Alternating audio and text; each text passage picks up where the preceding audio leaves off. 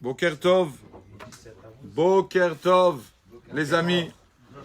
Donc aujourd'hui, 2 du mois de Iyar, 7 mai, 17e jour du Homer.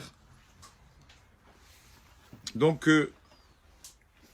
on a des fois tendance, on a dit comme des personnes, comme on est un peu une période qui quand même il y a un peu de deuil parce qu'on a perdu 24 000 élèves de Rabbi Akiva, on a tendance à confondre les périodes de deuil de la semaine maigre, tout ça de Tisha B'Av et le Homer, alors que ce n'est pas tout pareil. Une des halachot, par exemple, qui ne sont pas les mêmes. Quand il y a, pendant les 3 semaines, pendant Tisha B'Av, pendant les jours de deuil, on n'achète même pas un nouvel habit. Tandis que pendant le Homer, acheter un nouvel habit, il n'y a aucun problème. Juste, l'halakha nous dit, pour le mettre, pour s'habiller avec, pour le mettre. Alors là, c'est mieux d'essayer de ne pas mettre un nouvel habit pendant le Homer. D'accord? Mais si une personne veut le mettre quand même, c'est bien qu'il le mette et qu'il le traîne comme qu'il le mette la première fois pour le Shabbat ou pour une mitzvah, une brit mila, une bar mitzvah ou quoi. D'accord? Ce n'est pas interdit, c'est vrai, mais c'est mieux, midat chassidout, c'est mieux de le prendre, de mettre la première fois pour une mitzvah. Toute chose d'ailleurs, toute l'année, quand on achète un nouvel habit ou de nouvelles chaussures ou quoi, c'est une mitzvah de le mettre pour la première fois. Bon, si on achète pour un mariage et tout, c'est une chose, c'est une mitzvah aussi. Mais si on achète comme ça, sans aucune raison, un nouvel habit, c'est bien de le mettre pour la première fois le Shabbat. D'accord? Surtout un habit blanc. Surtout un habit blanc, on sait que le Shabbat, il y a une grande mitzvah de mettre 4 habits blancs. La personne. Rabbi Yechiel Michal de Zolchov, Saint Arav, un jour qui a dit, je vais prendre sur moi et je vais aller un peu éveiller le peuple d'Israël et leur montrer la valeur de cette mitzvah qui a l'air banale, de mettre 4 habits blancs comme le Kohen Gadol. Mais c'est une grande mitzvah. Je vais aller. Et quand il décide d'aller, il rêve d'un ange. Mais c'est qui cet ange? Tout en noir il était. L'ange du Satan, qui lui dit, écoute, je t'avertis, je te laisse tout faire. Mais ne t'amuse pas à aller parler, montrer au peuple d'Israël la beauté de cette mitzvah des 4 habits blancs. Là, tu t'attaques à moi. C'est une grande mitzvah, et moi aussi, je vais sortir mon artillerie, lui a dit l'ange du mal.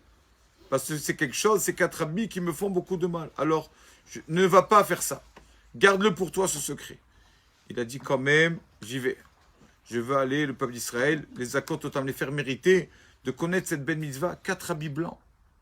Le Shabbat, le titi, tricot, etc. C'est facile, 4 habits. Et donc, le pauvre, ce rave-là, donc, a perdu 2 enfants.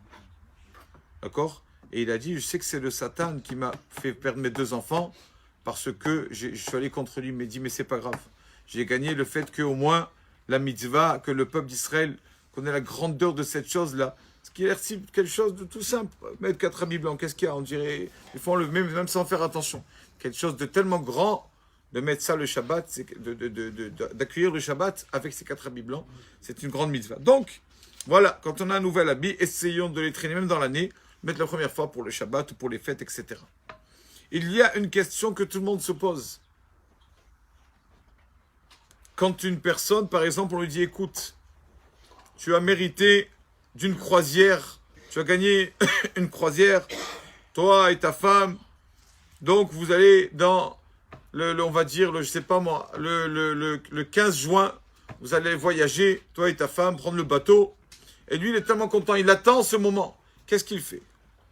Il compte combien de jours lui reste-t-il pour arriver au 15 juin. D'accord? Si on lui annonce ça le 15 mai, alors il compte, 29 jours il me reste, après 28 jours, 27, il compte combien de jours il lui reste. Comme un enfant, quand il attend un cadeau, son anniversaire, dans 12 jours, c'est mon anniversaire. Donc vraiment, il dit combien de temps va-t-il lui rester?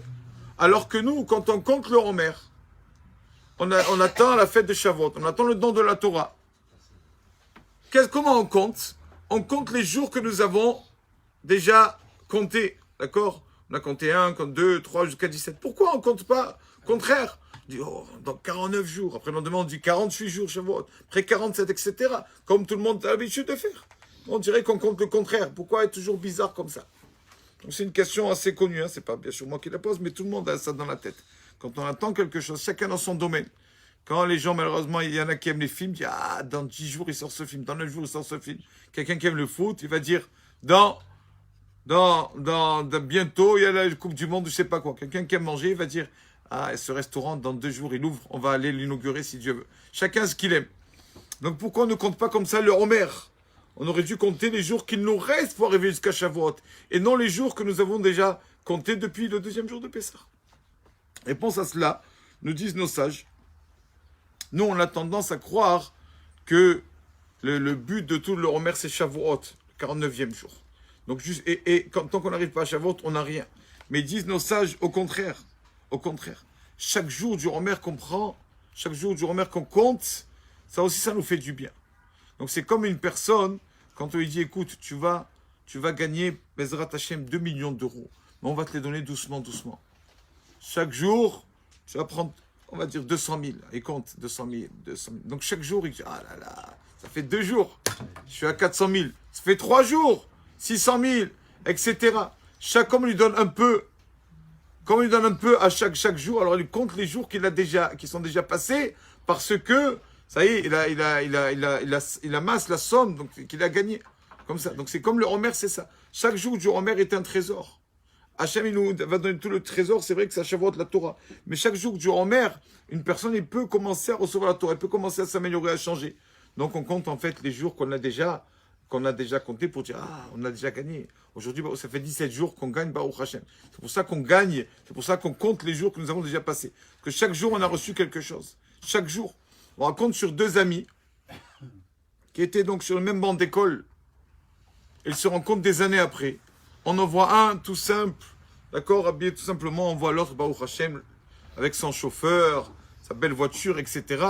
Et donc, ils se rencontrent, ils s'enlacent, et donc, viens, on va boire quelque chose, on va boire un verre. La Gemara dit, Gedola, legima, chez Mekerevet, elle va voter. La legima, rien que de boire un verre, ça rapproche les cœurs.